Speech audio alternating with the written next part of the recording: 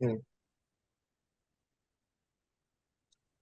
So ต่อไป so so now in the Bakhmut we heard that Russian tried to seize this city for a very long time. I mean it's almost a year now, but the Ukraine still managed to resist.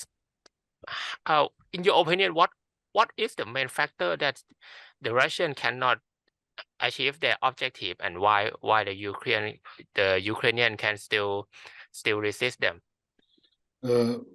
Russian military forces don't have anything to show to the audience. They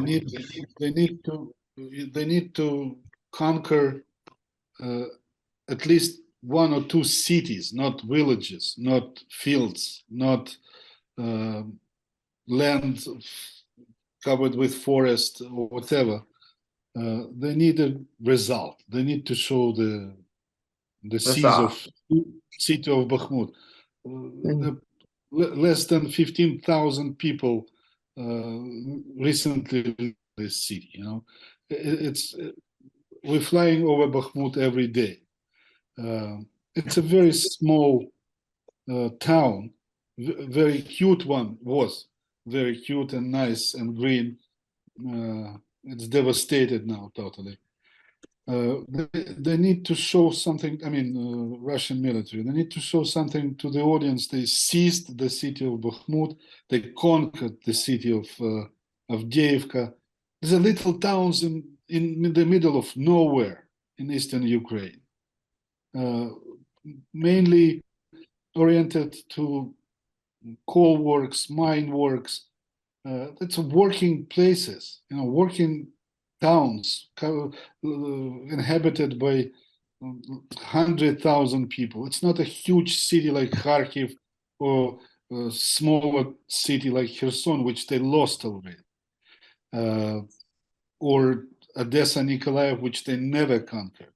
So they're obsessed with this idea of covering Donbass area, Luhansk and Donetsk regions, returning them to, I don't know, to this barbarian state of being part of Russia. They're obsessed with this, and these are two little towns which are now on the front line. I mean, Avdiivka and Bakhmut.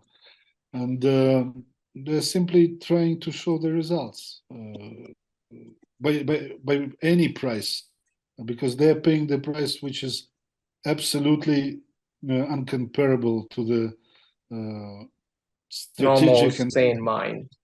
Well, I'm not talking about this. I'm talking that strategic-wise, tactical-wise, the losses they take during this siege are not worth of ruins they will, you know, actually have if they will ever conquer the city of Bakhmut or Avdiivka, which I doubt very much. It's a hottest place on the map now, but as you said, and you're absolutely right, they're talking about taking Bakhmut since August. Yes. More than half a year, and it's a very active operation. They've been targeting Bakhmut from the very beginning of the war, but this town was far enough from the front line. But 6 months they're attacking the same borders of the tiny city. So yes, they're trying to show the result which they don't have. That's an answer.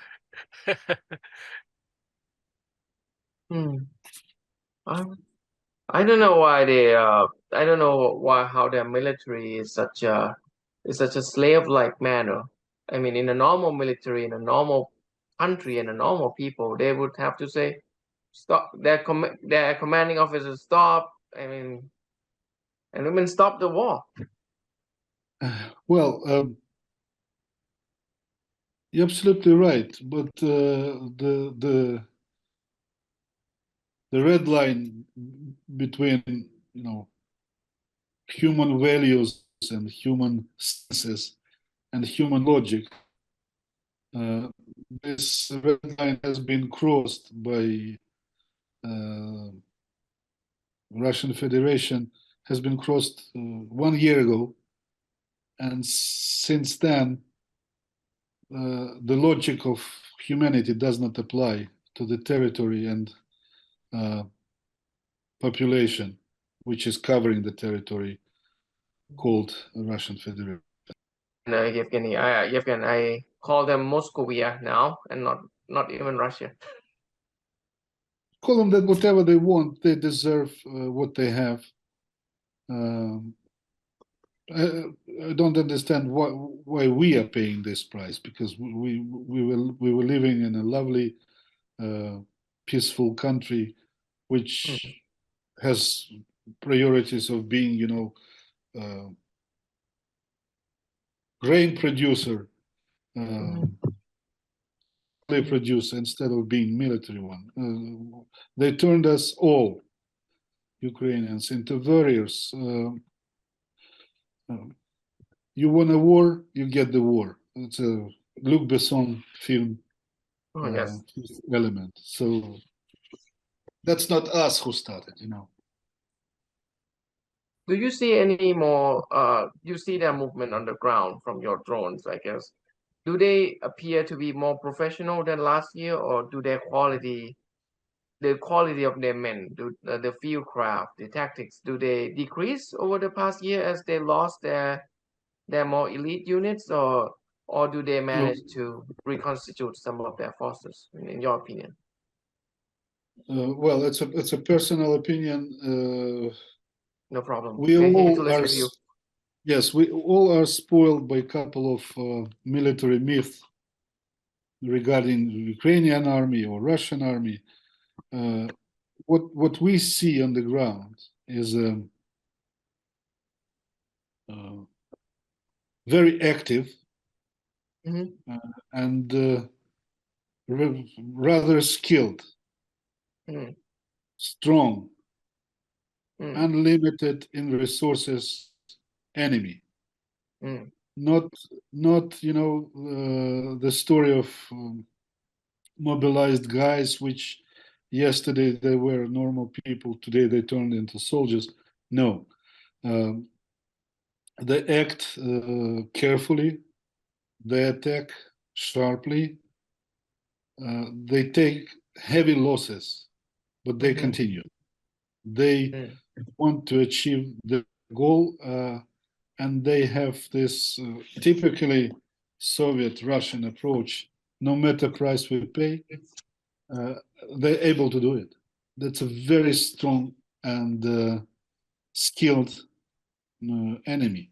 They lost elite troops, and they would be not able to replace them within a couple of years from now. But they learn fast, and they take action. It's a very strong enemy, I have to admit, and they're limited in numbers. So that's a dark side of the story. I wouldn't say the idiots, and I see them working hard on their mistakes. I see them suffering from international sanctions, which are not giving them opportunity to take the technology and spare parts to build sufficiently enough new edition of military equipment. But we are far away from the feeling that we are dealing with, Kremlin idiots. They're not. They're strong. They're, rude, wild, angry, armed beasts, which have to be demolished. No way to heal. Sorry. It's okay. As well, that's actually I see some of the Russians are proudly calling themselves Orc now. So that is what it is, that you say. Orc is a perfect wording.